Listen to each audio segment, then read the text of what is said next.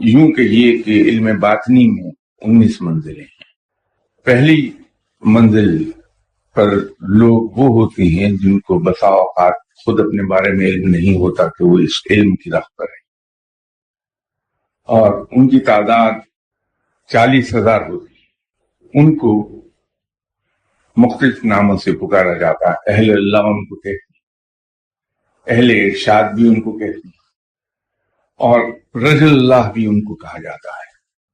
یہ اپنی ڈیوٹی ہر وقت کرتے رہتے ہیں، اور ان کے یہاں چھٹی یا رخصت کا کوئی تصور نہیں۔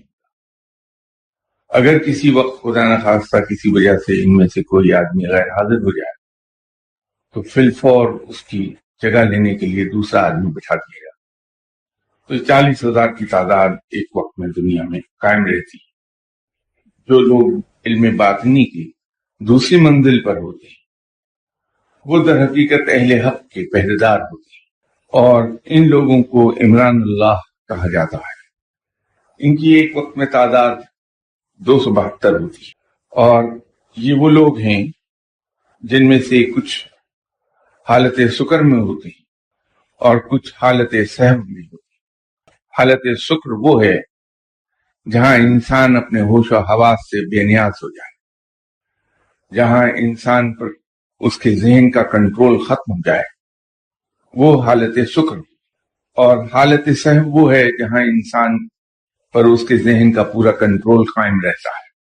علم باطنی کی تیسری منزل پر جو لوگ فائز ہوتے ہیں ان کو اوتار کہا جاتا ہے۔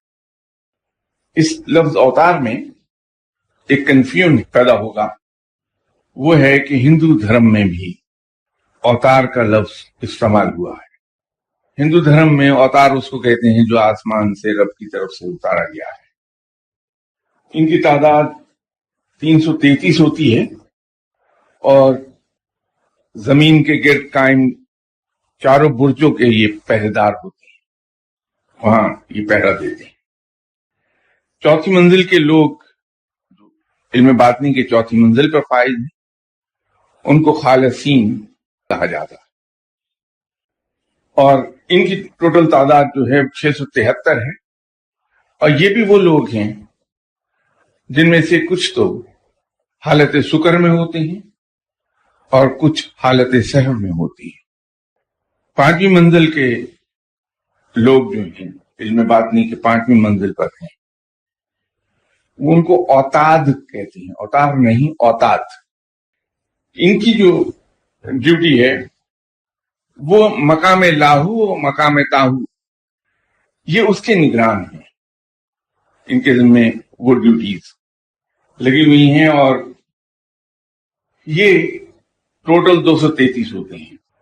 اور یہ وہ منزل ہے جہاں سے فقر کی اصل روح نکلتی ہے، یہاں سے اصل ابتدا ہوتی ہے فقر کی۔